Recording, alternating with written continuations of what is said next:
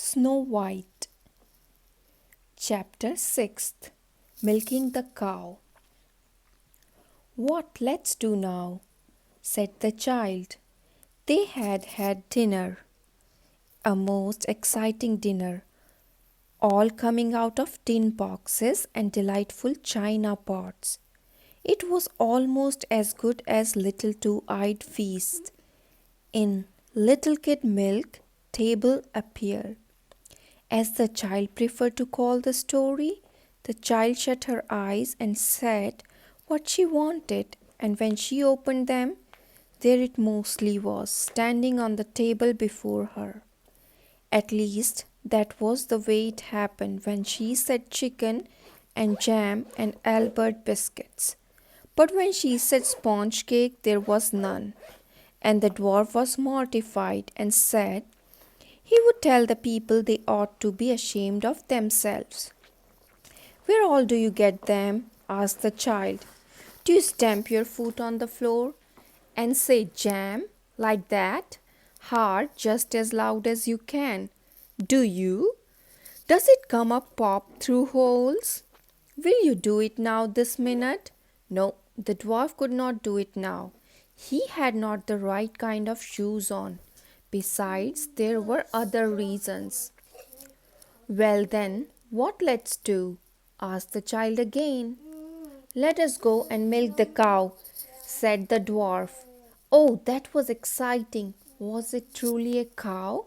Did it turn into things all day and be a cow at night? Or the other way? What did it turn into? Sometimes they were fawns, and sometimes they were ducks, and sometimes what would he like to be if he didn't have to be a dwarf? Could he be things if he wanted to? Was he only just playing dwarf, and by he would turn into a beautiful prince, all gold and silver, with diamond clothes, and a palace all made of candy, would he? "And then you could marry me, you know," said the child. "I shall be grown up by that time." "Yes, I think you will," said the dwarf, "and we will be married, and I will wear a dress like the sun, and we will go in a gold coach with 6 black horses. Or do you say white, Mark?" "I say white." "So do I say, and feathers on their head." And so well, anyhow, you will show me all your treasures, you know, dwarf. You haven't showed me any yet, not any at all. Where are they?" "I have not but one," said the dwarf, "and that I stole. Really stole it. But stealing is wicked. Don't you know that? Can dwarfs do it? Men can't, unless they are bad. Are dwarfs like men at all much, Mark?" "Not much, Snow White. But after all, I did not steal my treasure. I only found it." The child was greatly relieved. That made it all right, as she assured him. Always everybody could keep the things they found, though of course the wicked fairies and dragons tried to get the treasure away. She cited many cases from the fairy books, and the dwarf said he felt a great deal better. "Tell me all about it," she urged. "Tell me that story what you said you knew. You haven't told me any story at all yet, Mark." She looked at him with marked disapproval. "It isn't the way they do," she explained.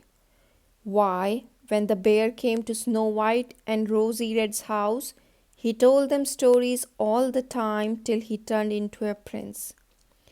"Yes, but I'm not a bear," said the dwarf, "and I'm not going to turn into a prince, you see. However, I will tell you a story, Snow White. I truly will. Only you see, that poor cow has to be milked." "All I forgot her," cried the child. "Now we will hurry, Mark, and run. We will run all the way. You can't run much faster than me, 'cause your legs is short too. Are you glad? I am. Most I wish I was a dwarf, to stay little like you." "Come," said the man. His voice sounded rough and harsh, But when the child looked up, startled, he took her in his arms and kissed her very tenderly and set her on his back. He would be her horse now, he said, and gave her a good ride. And wasn't the hump comfortable to sit on? Now she must hold on tight, and he would trot. He trotted gently through the green wood, and the child shouted with joy and jumped up and down on the hump. It was a round, smooth hump and made a good seat. They did not get on very fast in spite of the trotting. There was so much to see by the way. Little paths wound here and there through the forest, as if someone walked in it a great deal. The trees in this part were mostly pine and hemlock, and the ground was covered with a thick carpet of brown needles. The hermit thrush called them from deeper depths of woodland. Close by, squirrels frisked and chattered among the branches, and dropped bits of pine cone on the child's head. Were they tame? She asked. The dwarf said she should judge for herself. They sat down, and he bade her keep still, and then gave a queer whistle. Presently a squirrel came, then another and another, till there were half a dozen of them, grey and red, with one little striped beauty. They sat upon the brown needles and looked at the dwarf with bright, asking eyes. He took some nuts from his pocket, and then there was a scramble for his knee and his shoulder, and he fed them, talking to them the while they whisking their tails and cocking their heads, and taking the nuts in their paws as politely as possible. One big grey fellow made a little bow, and that was charming to see. Good boy, said the dwarf. Good old Simeon. I taught him to do that, Snow White. You need not be afraid, Sim. This is only Snow White.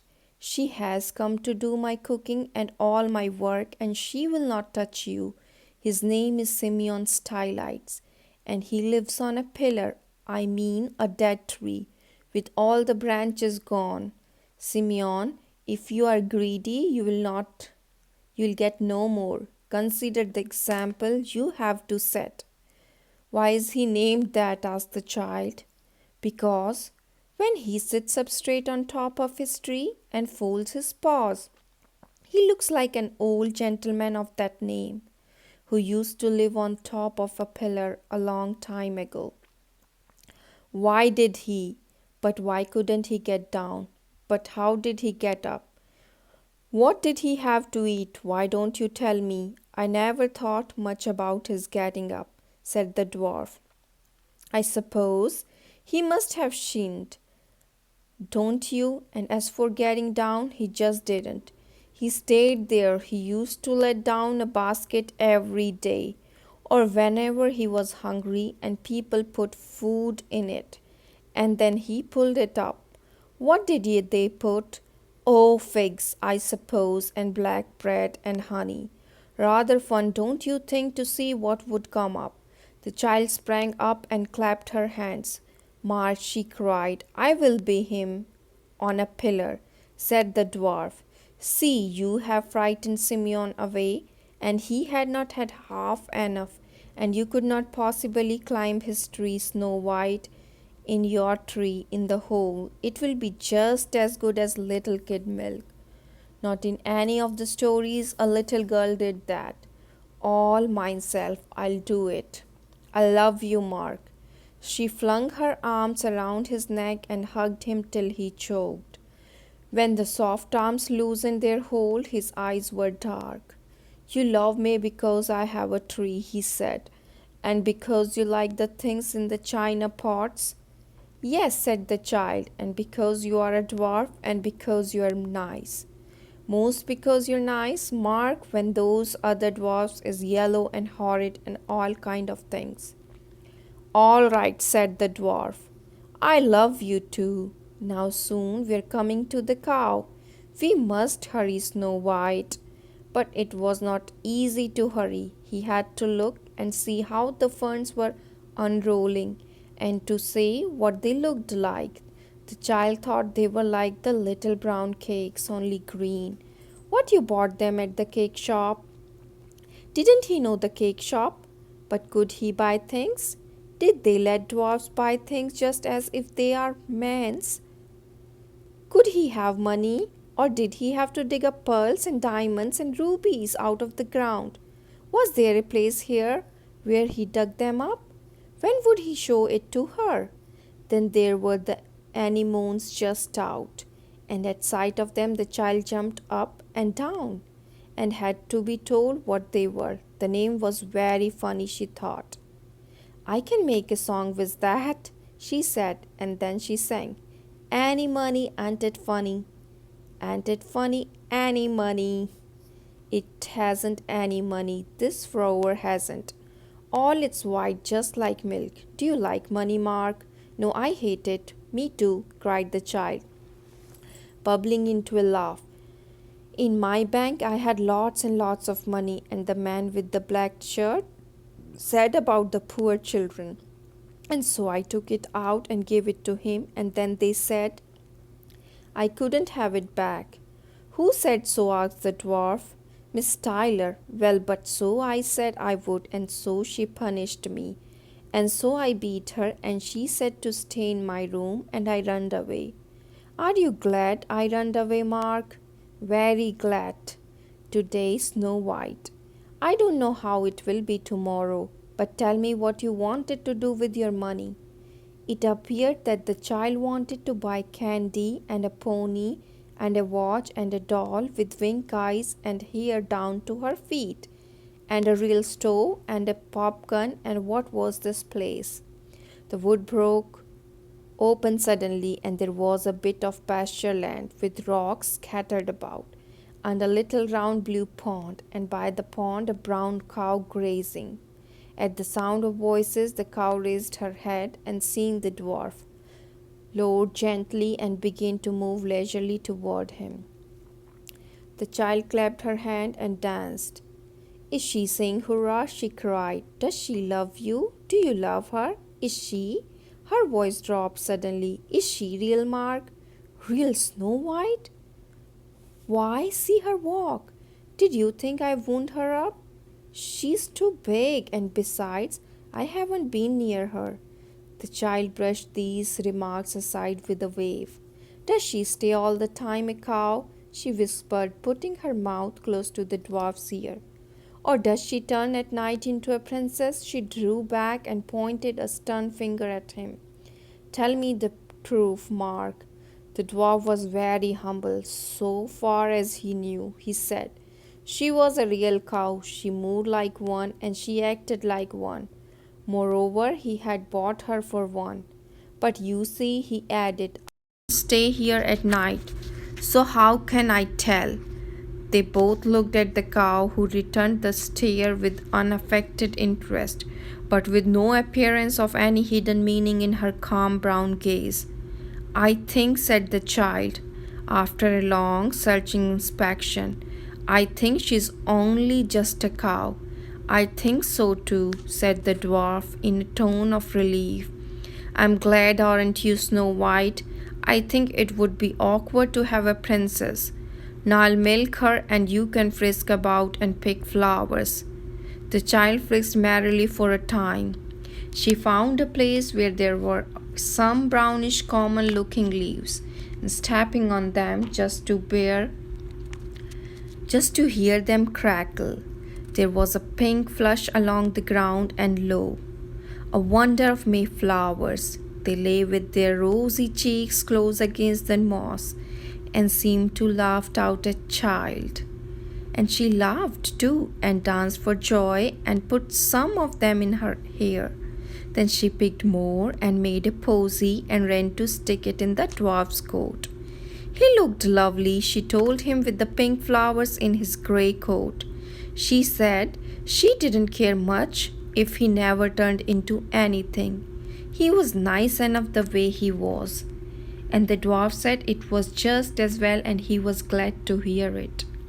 And you look so nice when you smile in your eyes like that, Mark.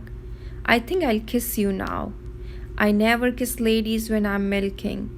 said the dwarf. And then the child said he was a horrid old thing, and she wouldn't now, anyhow, and perhaps she wouldn't at all ever in her life, and anyhow not till she went to bed. By and by she found a place where the ground was wet, near the edge of the pond, and she could go pat with her feet and make smooth, deep prints. This grew more and more pleasant the farther she went, till presently the water came lapping cool and clear over her feet. Yes, but just then a butterfly came, a bright yellow one, and she tried to catch it, and in trying tripped and fell her length in the pond. That was sad indeed, and it was fortunate the milking was ended just at the time. For at first she meant to cry hard, and the only thing that stopped her was riding home on the dwarf's hump, dripping water all over his grey velvet clothes. He didn't care, he said, so long as she did not drip into the milk.